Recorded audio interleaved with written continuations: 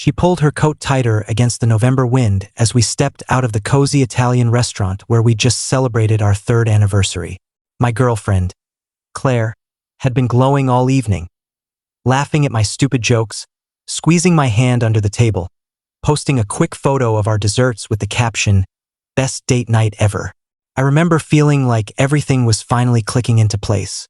We'd survived the long-distance phase early on, the arguments about money when she switched jobs, even the rough patch last winter when her mom got sick. Things felt steady. We walked toward the subway, her arm looped through mine, talking about maybe booking that cabin in the mountains for New Year's. She mentioned her coworker Alex was throwing an after-work holiday party the following Friday, and how the whole marketing team was going. "You should come," she said, leaning her head on my shoulder. "It'll be fun to show you off to everyone." I smiled and said I'd try to wrap up my project early so I could swing by. Friday came faster than expected. Work ran late for me, client calls dragging into the evening, and by the time I texted her that I was heading over, she replied with a string of heart emojis and, "Hurry, we're doing shots." I arrived around 10, the bar already packed with her colleagues. Music thumped, fairy lights strung across the ceiling, people shouting over each other to be heard. I spotted her almost immediately at a high-top table near the back, surrounded by a group I didn't recognize as well as a few faces I'd met before. She waved enthusiastically when she saw me, weaving through the crowd to pull me into a hug that smelled like tequila and her vanilla perfume. "You made it!" she shouted over the noise, kissing my cheek.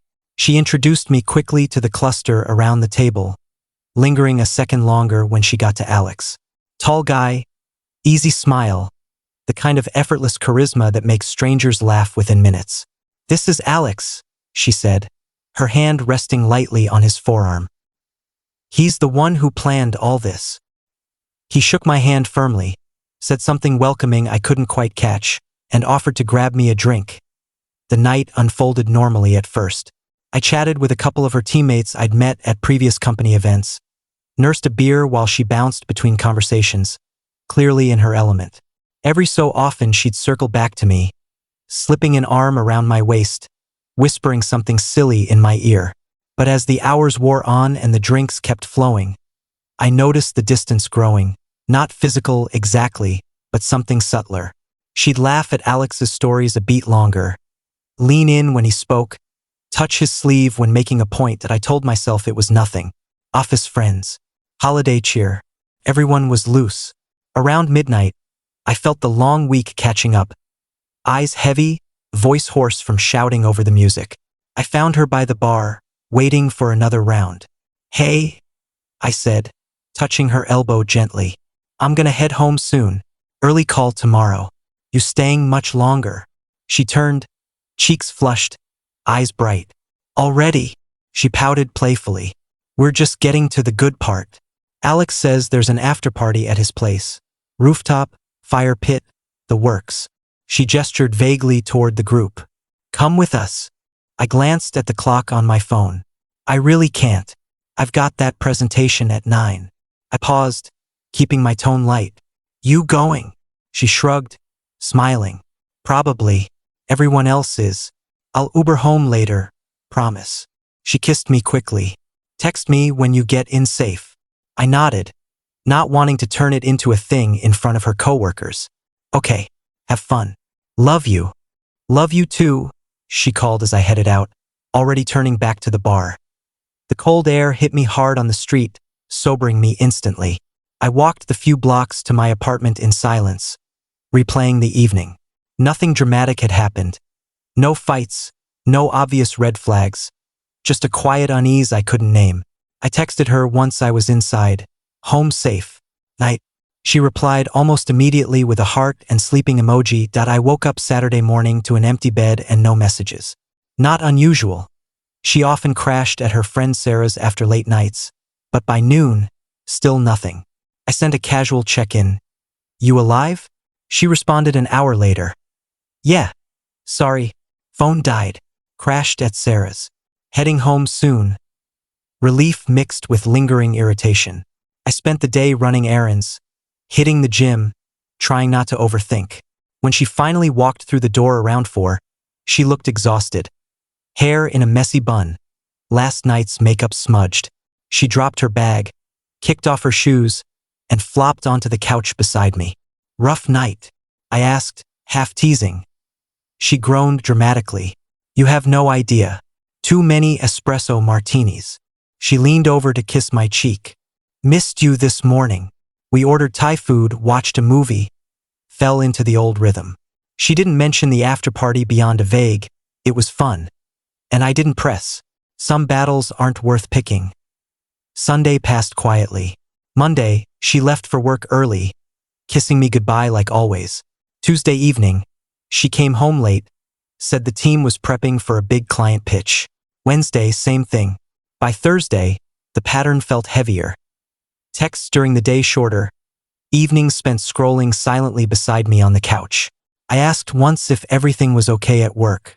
She said yeah, just stressed, big deadlines. Friday night, she announced she was going out again. Quick drinks with the team to celebrate landing the pitch. I raised an eyebrow. Again. She laughed it off. Come on, it's been a crazy week. I need to unwind. She promised to be home by midnight. She wasn't. I stayed up later than I meant to, flipping through channels, checking my phone. At 1:30 a.m., I texted, "Everything good?"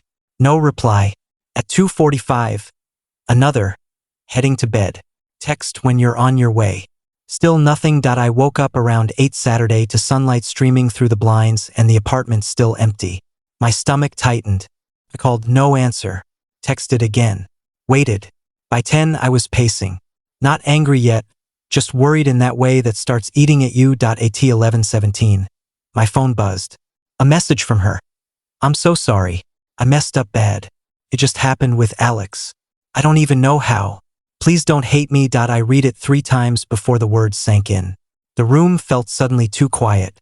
My hands went numb around the phone. I sat on the edge of the bed, staring at the screen, waiting for more. An explanation, a call, anything. Nothing came. I don't know how long I sat there. Eventually, I typed back a single word. Okay. Then I blocked her number.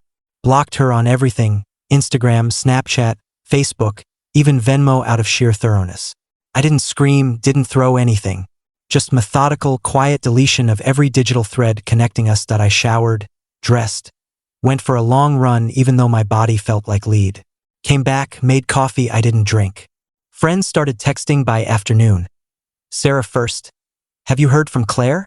I heard something happened. Then Mike from her team. Dude, I'm sorry. Alex is an asshole.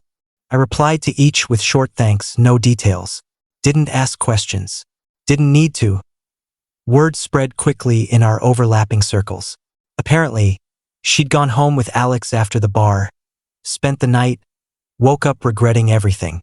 Told Sarah everything in a tearful call Saturday morning. Sarah told someone else.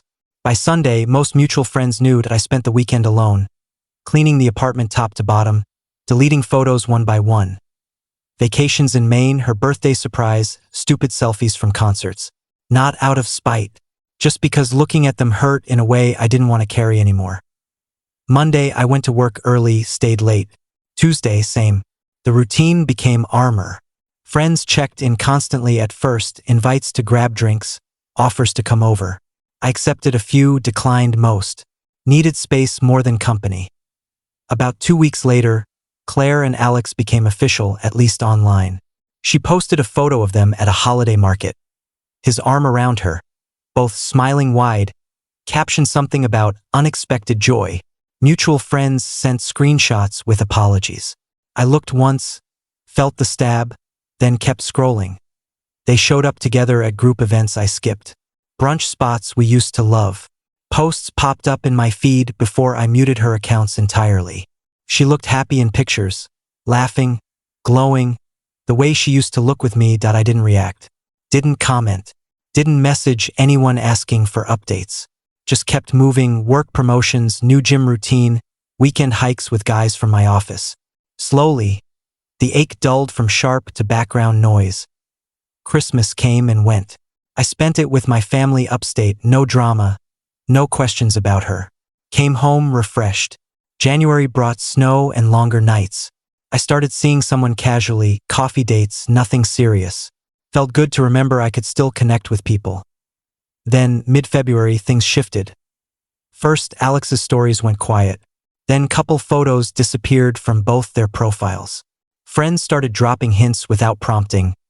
Heard Alex has been seeing someone else. Claire's been really down lately. I didn't ask for details. Didn't need to feed the curiosity. By early March, the full picture emerged through fragments. Apparently, Alex had been texting another coworker the whole time. Someone newer, younger, shinier. Claire found out when the girl posted something careless. Confrontation happened publicly, at a team happy hour, no less.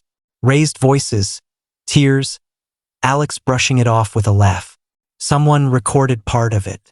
Clips circulated in private chats before disappearing. Friends forwarded it with reluctant apologies. I watched once. She looked devastated, voice cracking as she asked why he bothered making it official if he never meant it. He shrugged, said it just happened with the other girl too. That I didn't feel triumph. Just a quiet recognition. Patterns repeat. Her posts turned introspective after that, quotes about growth, self-love, learning from mistakes. A few clearly aimed at me. Silence speaks louder than words sometimes. Wish I could go back and choose differently. I never engaged. Then the indirect messages began. Mutual friends relaying, "She's really sorry. She knows she hurt you badly. Wants to apologize in person if you'll let her." I responded the same each time. "I'm good. Wish her well." Spring arrived. I ran a half marathon I'd signed up for on a whim. Work sent me to a conference in Austin, new city, new faces, good distraction. Came home feeling lighter than I had in months. One warm May evening. There was a rooftop birthday party for our friend Jess, someone we'd both known since college. I almost skipped, but Jess texted personally, "Would mean a lot if you came." I went. Claire was there. She looked smaller somehow, hair shorter, makeup minimal, eyes scanning the crowd nervously. When she spotted me, she froze mid-conversation. I nodded politely, then turned back to Jess. Spent the night catching up with people I hadn't seen in ages, laughing genuinely for the first time in a while. Near the end of the night, she approached while I was grabbing a water from the cooler. "Hi," she said softly. "Hi," I replied, keeping my tone neutral. She shifted weight between her feet. "Can we talk for a minute?" I considered, then nodded toward a quieter corner of the rooftop. We stood by the railing, city lights sprawling below. She took a shaky breath. "I know I don't deserve this chance, but I need to say I'm sorry. What I did to you was awful. I threw away something real for nothing. I was selfish and stupid, and I hate that I hurt you." I listened, hands in my pockets, wind cool against my face. "I've spent months hating myself for it," she continued, voice cracking. Seeing how easily I believed his attention meant something. Realizing too late what I lost. I nodded slowly. "I appreciate the apology." Her eyes searched mine, hopeful. "Does that mean maybe we could get coffee sometime? Talk more?" I looked out over the skyline for a long moment. "I don't think so, Claire. I've made peace with how things ended. I don't need to reopen it." Tears welled up. "I understand. I miss you. Miss us." I met her gaze steadily. "I don't. Not anymore." The words weren't cruel, just honest. She flinched slightly, wiped her eyes quickly. "I really am sorry," she whispered one last time. "I know," I said. "Take care of yourself."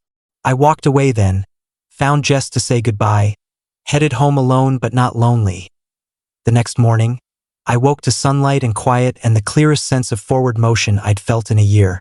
No anger left. No lingering what-ifs. Just the simple truth that some doors close for good reasons. She'd chosen a fleeting spark over something steady. And when that spark burned out exactly as expected, she'd learned the cost. I didn't need to witness the fallout or offer forgiveness on her timeline. Moving on just happened, and it felt like the best thing that ever did.